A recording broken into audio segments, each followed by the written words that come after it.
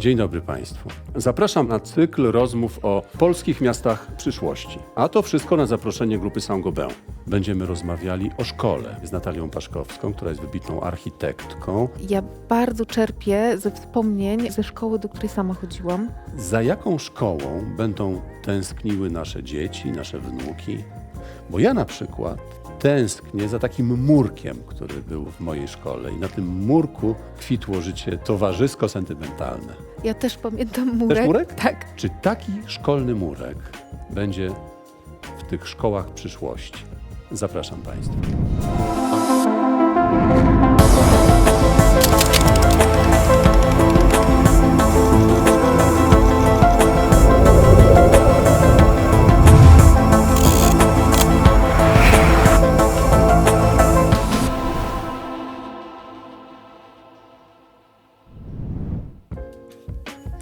Dzień dobry Państwu. Nazywam się Dariusz Bugalski. Zapraszam na rozmowę z niezwykłą osobą, z panią Natalią Paszkowską. To jest ta słynna architektka od pawilonu polskiego na Expo w Szanghaju. To jest pracownia WWAA. Dzień dobry Państwu. Dziękuję bardzo za zaproszenie do rozmowy. Dzisiaj będziemy rozmawiali o szkole, bo tak jak się pani nazwisko kojarzy właśnie z tymi projektami, no właśnie, zwłaszcza z tym Szanghajem, to mam nadzieję, że będzie się również kojarzyło z projektem szkoły, którą Państwo w swojej pracowni właśnie tworzą i ona pewnie już niedługo powstanie. Jaką by Pani chciała mieć szkołę dla swoich dzieci? Jak ona powinna być? Ja bardzo czerpię ze wspomnień ze szkoły, do której sama chodziłam. To jest taki naprawdę niewyczerpany rezerwuar różnych inspiracji. Ta pamięć tego budynku, który się odcisnął we mnie bardzo mocno, jest jednym z takich filarów tak naprawdę dla mnie przy projektowaniu budynków oświatowych. A teraz bywając w placówkach, w których uczą się moje dzieci, też cały czas jakby to czujnie obserwuję i wyciągam z tego różne wnioski. No właśnie, jakie one mają wspomnienia albo jakie będą mieć Dokładnie. wspomnienia. Ja pamiętam na przykład taki murek. Mhm. Właściwie to jest nic, murek. Ale ten murek był taki dla nas ważny, bośmy się tam spotykali, rozmawiali, nawiązywały się tam przyjaźnie. Ja też pamiętam murek. Też murek? Tak, tylko ten mój murek był bardzo dobrze zaprojektowany. O. Tak przynajmniej go wspominam. Nawet szukałam ostatnio zdjęć archiwalnych mojej 1000-latki, bo chciałam do 1000-latki. Ten murek już został przebudowany, no nie ma go, więc nie mogę tam wrócić i zweryfikować tych wspomnień, ale był to taki modernistyczny, biały murek z różnymi otworami, przez które przechodziliśmy i się na nim bawiliśmy. Więc wydaje mi się, że w zamierzeniu był takim elementem rzeźbiarskim, slash takim elementem małej architektury, a okazał się naszą taką zabawownią. I wydaje mi się, że często właśnie stworzenie takiego trochę przypadku, niedoprojektowanie czegoś do końca, danie tym użytkownikom możliwości interpretacji jest najcenniejsze. No właśnie, ale to też taki łącznik społeczny, prawda? No w końcu chyba Tak. o to w życiu chodzi. Właśnie ten projekt, o którym też porozmawiamy, mam nadzieję, no to jest taki pomysł na otwartą szkołę, otwartą przestrzeń. Tak.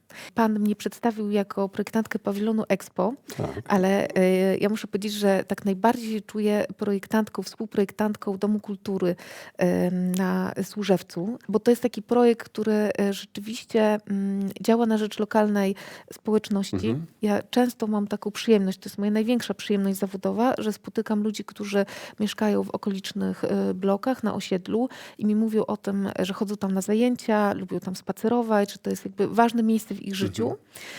I mimo, że widzę tam wiele rzeczy, które dzisiaj bym na przykład inaczej zaprojektowała, to cały czas mam ten pozytywny feedback i on jest dla mnie bardzo, Właśnie, bardzo ale ważny. to słowo miejsce to jest takie słowo, które ma Tak. głęboki sens. Nie przestrzeń, to jest abstrakcyjna, tylko jest miejsce.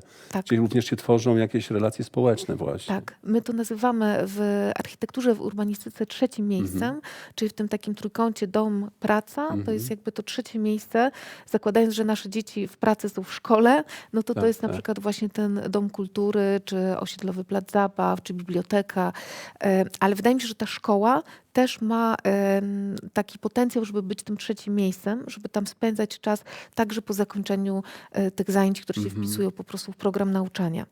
No właśnie, To one jest- są tam w szkole, czyli w pracy. Tak. Teraz pomyślmy o swojej pracy. Czy my byśmy chcieli mieć takie miejsca, gdzie jesteśmy, pewnie wiele z nas tak ma, tak, że jesteśmy pilnowani w kółko i tresowani, prawda? nawet sama formuła korytarza szkolnego, gdzie łatwo tak, utrzymać tak. porządek, prawda? To jest takie miejsce, gdzie jest się na widoku, Tak, prawda? No, tak. jak na patelni. A my No jest potrzebujemy to- jednak wolności. Tak, jest to niestety podyktowane taką optymalizacją też tego pilnowania tej rzeczywistości karcerowej, czyli ta przestrzeń, którą Karcerowej, to mocno no, powiedziane. którą i na przykład jedna osoba może jakby łatwo ogarnąć pilnowanie kilku klas, tak? To są takie na koniec bardzo konkretne jakby wytyczne, które prowadzą do projektowania szkół w ten sposób. Natomiast no, czy ci użytkownicy się tam dobrze czują i rozwijają, no to już jest No dyskutowalne. właśnie o tym porozmawiamy jeszcze, ale jeszcze mam cytat. Przygotowałem taki cytat, który zadziwiająco dobrze pasuje, chociaż powstał 100 lat temu jeszcze z okładem. Szkoła to koszary. Robimy z dzieci manekiny z zegarami w rękach, niwelujemy ich charaktery, tępimy inicjatywę. Zaprowadziliśmy rygor więzienny, oto już się pojawia to słowo, objęty 1000 przepisów, cyrkularzy i rozporządzeń. To napisał Janusz Korczak w roku 1907 w takim tekście Szkoła życia. I właściwie to tak jakby, myślę, myśl przewodnia jest podobna, prawda? Edukacji, mnie przestrzeni Tak, edukacji. takim symbolem, może nie przestrzennym, tylko takim zjawiskiem, które jakby podsumowuje ten cytat, jest dzwonek szkolny. Aha. Bo nie wiem, czy ktoś z nas, dorosłych, chciałby funkcjonować w takim trybie, w którym jest wprowadzany regularnie w ciągu naszego dnia bardzo silny impuls dźwiękowy, który nas wyrywa z jednego stanu, bo też jakby ta granica między momentem, kiedy przyswajamy wiedzę, uczymy się czegoś, studiujemy, a momentem jakby relaksu czy odprężenia powinna być płynna.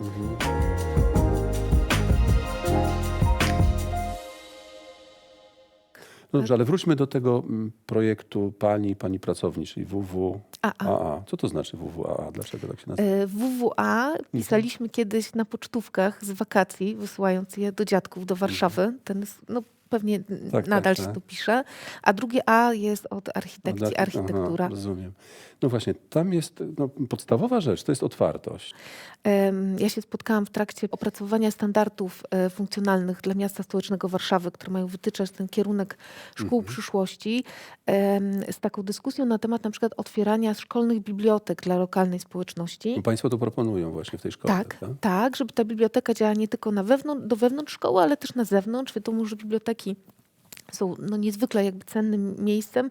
Im ich jest więcej, im ich mniejszych, bardziej rozproszonych, tym to lepiej działa na rzecz. Tak, szkoda, żeby się marnowały, tak? Dokładnie, Tak dokładnie. No i to ma wiele zalet, o których my powiedzieliśmy, o takich marzeniach, prawda, o wolności, otwartości, ale ma też wadę bardzo poważną. Jak zapewnić bezpieczeństwo w takim miejscu, gdzie jest dziedziniec, który jakby zaprasza do wejścia, a w tej szkole zaprojektowanej przez państwa są też takie przestrzenie, które powinny być dostępne dla lokalnej społeczności, prawda? Tak. No to co z bezpieczeństwem?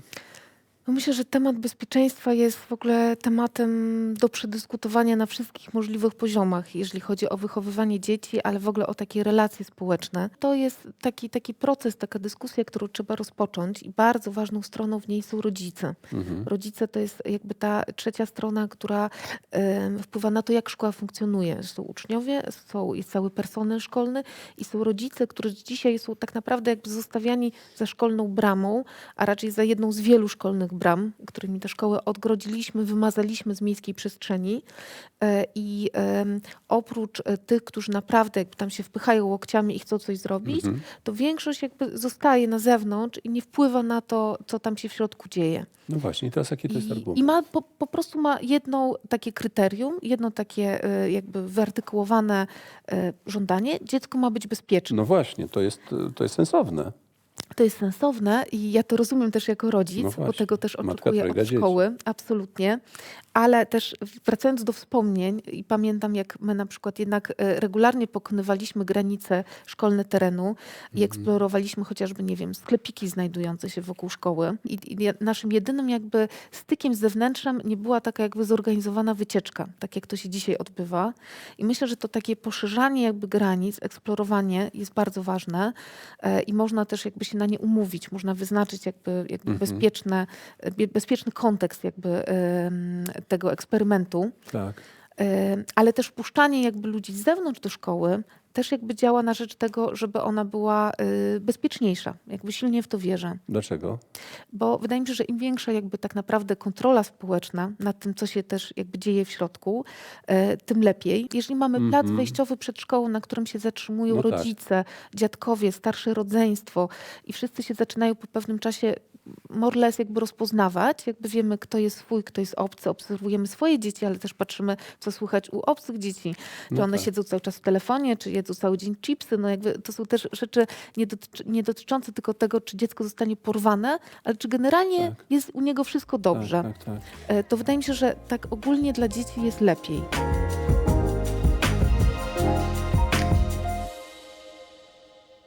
My bardzo demonizujemy te zagrożenia w tej fizycznej przestrzeni, których ja mam wrażenie, że na przestrzeni mojego życia one bardzo spadły. Jedna rzecz to oczywiście się zintensyfikował ruch samochodowy i Tak. to jest rzeczywiście jakby problem, ale poza tym mam wrażenie, że większość tych takich realnych zagrożeń w fizycznej przestrzeni zniknęła. Tak, Albo ale jest z bardzo tym ruchem ograniczona. samochodowym to państwo proponują takie rozwiązanie, że tak jak na lotnisku, że Kiss and ride. kiss and Tak. ride, tak? No Żeby to raczej jest- zniechęcać do przyjeżdżania Tak. samochodem. Nie ma tam parkingów wokół szkoły. Tak. Już Miejsc teraz, jak parkingowych. spojrzy się na warszawskie podstawówki, to widać, że często to jest nieogarnięte, niedostosowane, ale są naprawdę te strefy wejściowe zawalone rowerami, hulajnogami i że to jest już naprawdę bardzo, bardzo popularny sposób docierania uczniów do szkoły. Mamy też jednak naprawdę bardzo dobrze działającą sieć transportu publicznego w W Warszawie. mamy, tak, to prawda. Zdecydowanie, ale też w wielu innych polskich miastach to dobrze funkcjonuje dla uczniów darmowego. Więc promowanie tego sposobu docierania to znowu się wiąże z tą samodzielnością też, z tym powolnymi krokami, poznawaniem swojej dzielnicy, swojego miasta jest bardzo ważne. Czyli jedna z najważniejszych zasad tej szkoły i tych Zdecydowanie. standardów, bo tym trzeba to jeszcze raz powiedzieć, że państwo stworzyli Tak. standardy. W ogóle tego nie było w Polsce. Tak. Tutaj są standardy, które jakby uciekają od zaproponowania takiej idealnej szkoły, która ma być kopiowana i raczej opisują jakby jej najważniejsze cechy. Tak. No właśnie, jeszcze cechy kolejne. Mówiliśmy o otwartości, teraz powiedzmy o tym, co jest w środku szkoły, czyli o elastyczności tych przestrzeni edukacyjnych. To jest też bardzo ciekawy pomysł. To są takie dwie rzeczy, one są jakby podobne, ale nie takie same. To jest elastyczność i wielofunkcyjność. I wielofunkcyjność. Z tym się też wiąże optymalność.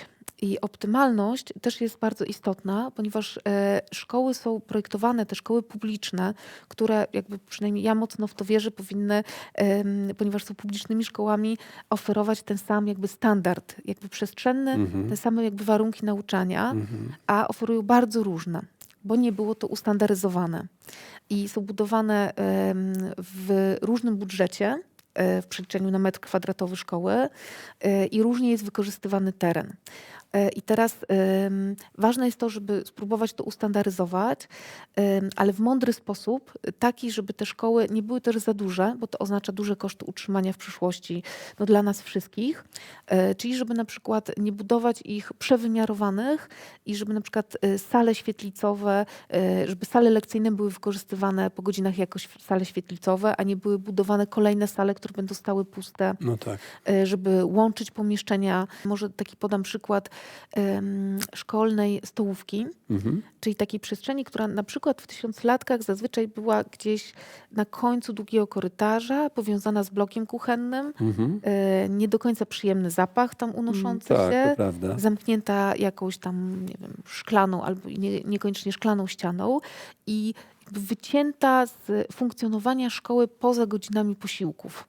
Jakby dzieci tam tylko jakby ściągane są na posiłki. W wielu szkołach tak to się nadal odbywa. Tymczasem już znamy takie przykłady z publicznych szkół, kiedy ta jadalnia jest umieszczona w centrum organizmu szkoły, jest otwarta całkowicie na hol na przykład szkolny i ponieważ to jest bardzo dobrze wyposażona przestrzeń, która ma stoły, ma krzesła, to może w trakcie przerw być dodatkową przestrzenią spędzenia czasu, odrobienia lekcji, zjedzenia kanapki. To ciekawe. Przestrzenią jakby, gdzie może się spotkać 1 na 1 nauczyciel z wybranym uczniem albo z jego rodzicami.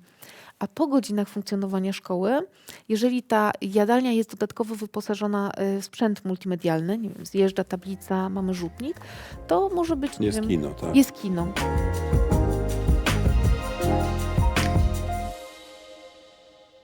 Miałam Yy, szansę no spojrzeć na taką mapę szkół w Warszawie, tych, które już istnieją i działają. I wbrew pozorom tych szkół w Warszawie jest dużo i one są równomiernie rozłożone. Nie ma za bardzo takich obszarów, które są białymi plamami, gdzie trzeba wybudować nowe, duże szkoły. To, co nas czeka w przyszłości, to jest dogęszczenie tej siatki niewielkimi szkołami, takimi 2-, 3-, góra 4-ciągowymi, co jest też bardzo pozytywne z punktu widzenia takich trendów edukacyjnych, no bo mała szkoła, no to wiadomo, że jest dużo większy komfort zarówno dla uczniów, jak i nauczycieli. Są jeszcze takie dwie ważne cechy tej szkoły, którą państwo wymyślili. Mam nadzieję, że to jest prekursorska koncepcja. To znaczy ekologia, prawda? Tak, Oraz tak myślę, że to też ma być rodzaj edukacji architektonicznej. tak. Porządnie zaprojektowane, ładne, przyjemne, nawet może piękne. Tak? Tak, zdecydowanie. Myślę, że ten rozwój zrównoważony w przypadku szkoły jest absolutnie kluczowy. I znowu trochę patrząc na to, co już jest, te szkoły, które były budowane za PRL-u na dużych działkach z zazwyczaj takim rozległym terenem zielonym, z dużymi drzewami, dzisiaj jak się spojrzy na miasto, są takimi zielonymi enklawami. One jakby wzbogacają program dzielnic, które mają swoje parki, mają zieleńce, o takie dodatkowe, czynne biologicznie tereny. I wydaje nam się, że przy projektowaniu nowych budynków trzeba jakby absolutnie szukać tego, żeby była jak największa powierzchnia zielona. Zielona Wyspa, tylko Taka zielona wyspa. to co innego znaczyło. Tak, tak. Zielona Wyspa. I to też znowu działa na rzecz jakby lokalnych mieszkańców, w takiej większej skali na rzecz dzielnicy. To jest dobre dla dzieci, dla dorosłych, ale też dla mniejszych użytkowników miasta, dla ptaków, jeży i oczywiście wszystkie inne rozwiązania w obrębie samej szkoły. Spłukiwanie toalet szarą wodą, zielone dachy, jak najwięcej powierzchni retencyjnych. To już jest jakiś nurt jednak. Zdecydowanie. Tak, że tak już może być. Tak. Mówimy o tendencjach. Co to będzie w miastach za 30 lat? I ta tendencja, która symbolem, przykładem jest ta szkoła na Konstruktorskiej, czy to właśnie jest ten nurt, który może popłynąć jeszcze szerszym korytem, szerszym strumieniem? No ja tak bardzo bym chciała wierzyć w to, że my naprawdę wskakujemy już w rwący potok. No to nie jest taka na koniec jeszcze gdzieś przyklejona etykietka ekologia, tylko że to jest jakby uzarzewia jakby projektowane w duchu właśnie zrównoważonego rozwoju. To jest bardzo ważne. I my o tym mówimy na wszystkich możliwych poziomach, poprzez konstrukcję budynku, rozwiązania instalacyjne, rozwiązania edukacyjne, takie jak liczniki wody, na przykład przy umywalkach. Wreszcie takie rozwiązania symboliczne. Ja tam często się odnoszę do tych roślin, które trzymaliśmy na parapetach w naszych podstawówkach. Tak było. Zabieraliśmy na wakacje, się o nie troszczyliśmy, żeby to jakby przywracać i żeby pokazywać, że to jest taka nasza wspólna odpowiedzialność. Gdyby pani miała więcej instrumentów, większy wpływ na rzeczywistość, to co by pani zrobiła jako pierwszą rzecz, żeby zmienić sytuację w tej właśnie dziedzinie? Szkoła. Ja mam wrażenie, że może to się troszeczkę zmienia, ale my jako społeczeństwo wiele lat mieliśmy taką świadomość, że trzeba inwestować w ratusze, budynki sądów, opery, filharmonie, teatry i tak dalej. I ja szczerze mówiąc, gdybym była kimś, kto Królową stoi u Polski. strumienia, gdybym była królową Polski, to w pierwszej kolejności ten strumień pieniędzy skierowałabym w budynki edukacyjne. Bo nie wydaje mi się, że jest coś, co jest bardziej eksploatowane i przynosi bardziej wymierny jakby rezultat, jeżeli chodzi o taki dobrostan ogółu społeczeństwa, niż właśnie każda złotówka zainwestowana w budynek żłobka, przedszkola i szkoły. I dla mnie te budynki powinny być najbardziej dofinansowane, najlepiej zaprojektowane. Nie powinien być tam odpuszczony żaden detal. I jak patrzy się na zachodnią Europę, na Skandynawię, no to oni dawno już to zrozumieli.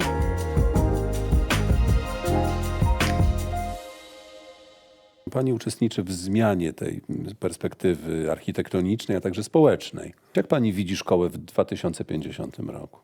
To jest bardzo trudne pytanie. Myśląc o tym, że szkoła powinna jakby odpowiadać na te takie strategie dotyczące przyszłości, to wydaje mi się, że chyba jeszcze nigdy nie była w tak trudnym momencie. że tak trudno sobie odpowiedzieć na to. Jeszcze jesteśmy teraz w trakcie tej przeogromnej rewolucji jakby cyfrowej, którą COVID też zaakcelerował. I pytanie, które sobie wszyscy zadają, to czy jakby odciągać dzieci od tych smartfonów, czy niekoniecznie, bo może im to zaprocentuje, jak będą siedzieć w tym świecie wirtualnym. I mam wrażenie, że ta odpowiedź na to pytanie się wykluwa. Ja cały czas mam taką nadzieję, że jednak dzieci, które spędzają jak najwięcej czasu na dworze, w relacjach po prostu ze sobą, uczą się pracować z innymi ludźmi, uczą się pracować ze swoimi emocjami, będą w stanie dostosować się, poradzić sobie w tej takiej zmieniającej rzeczywistości i że to jest chyba taki jedyny klucz. I tym bardziej szkoła, która jest otwarta i która pozwala zetrzeć ten naskórek niewinności, się przetrzeć z tym społeczeństwem, z innymi ludźmi, innymi postawami, może być takim formatywnym miejscem w życiu Czyli młodego potrzebujemy człowieka. zupełnie innej przestrzeni w sensie metaforycznym, ale też w sensie zupełnie dosłownym. Tak, Prawda? tak. A jeszcze jedna sprawa, bo mamy bardzo dużo szkół, dużo budynków szkolnych. I co z nimi teraz? Bo pytam o to dlatego, że pani praca magisterska dotyczyła rewitalizacji bloków. I to wtedy Tak. była prekursorska praca. Taką ciekawostkę dodam, że jak komisja kwalifikowała mój temat do dyplomu, to na początku nie chciała go uznać, dlatego że usłyszałam takie hasło, że to wszystko powinno się wyburzyć, a nie No rewitalizować. właśnie, tak. I to był jeszcze ten moment, kiedy sobie nie zdawaliśmy sprawy z tego całego bagażu energetycznego, który jest wdrukowany już w istniejące budynki i że my musimy z punktu widzenia dbania o środowisko właśnie to zostawić i zupgrade'ować, bo jeżeli to wszystko wyburzymy, to jesteśmy w jeszcze większych tarapatach. I myślę, że znowu wracając do hasła tysiąclatki, my mamy bardzo dobry kręgosłup, na którym możemy działać, dlatego że to były szkoły, które miały właśnie wielkie działki, na których są wspaniałe tereny rekreacyjne, są piękne drzewa, stare, najważniejsze z punktu widzenia takiego ekologicznego miasta. Tak. To są szkoły, w których są bardzo szerokie korytarze. Na tych korytarzach przecież mieliśmy apele, przedstawienia, lekcje WF-u, więc to są jakby takie hojnie zaprojektowane przestrzenie rekreacyjne. Są zazwyczaj sale, które też mają dobre proporcje, duże okna i to jest taki organizm, który jeżeli go jakby mądrze będziemy upgrade'ować i wydaje mi się, że głównie to są takie działania polegające na materiałach wykończeniowych, detalach, wyposażeniu tych szkół, adaptacji akustycznej, oświetleniu, to one jakby tak naprawdę dobrze działają, jeżeli tam się nie odbywa nauka na 2 zmiany, jeżeli te dzieci nie są wepchnięte do jakichś na siłę zaadaptowanych przestrzeni w suterenach, to one mają szansę być naprawdę dobrymi szkołami. No mam nadzieję, że to będzie taka szkoła, z której nie będą chciały wyjść, bo ten program będzie po lekcjach też na tyle ciekawy, że po prostu będą chciały z niego korzystać. Ale mam nadzieję, że państwo zaprojektowali jakiś murek w tej szkole. Tak, my akurat nie murek, bo chcieliśmy coś nowego zaproponować, ale taki wielki głaz narzutowy, na który dzieci mogą się wspinać. Bardzo pani dziękuję. Dziękuję bardzo. Natalia Paszkowska była dzisiaj z nami, wybitna architektka i osoba, która dokonuje rewolucji w polskiej szkole. Tym częścią rewolucji. Bardzo skromna osoba, jeszcze jak słyszeliśmy. Bardzo pani dziękuję, Dziękuję bardzo państwu dziękujemy. Doświadczenia ostatnich miesięcy pokazało 11 milionom uczniów, nauczycieli i ich rodziców, że pomimo pędzącej digitalizacji nie radzimy sobie z edukacją zdalną. Jest ona powszechnie odbierana za uciążliwą, a na dłuższą metę prowadzi do obniżenia poziomu nauki oraz do pogorszenia kondycji psychicznej uczniów. Dlatego jestem przekonana, że w 2050 roku uczniowie i nauczyciele będą spotykali się w szkołach, a nie za pośrednictwem internetu. Szkoła niedalekiej przyszłości powinna dawać jej użytkownikom optymalne otoczenie nie tylko do dobrej nauki i pracy, ale również do zabawy i rozrywki. Musi być nie tylko bezpieczna i funkcjonalna, ale być akceptowana przez wszystkich. My wszyscy w Ekofonie już dziś staramy się współtworzyć tę przyszłą idealną szkołę, promując wiedzę o wpływie dobrej akustyki wnętrz na efektywność pracy nauczycieli, uczniów i samopoczucie i zdrowie. I nie ukrywam, że daje nam ogromną satysfakcję obserwowanie tych szkół, w których mieliśmy okazję przyczynić się do poprawy akustyki i ocen uczniów.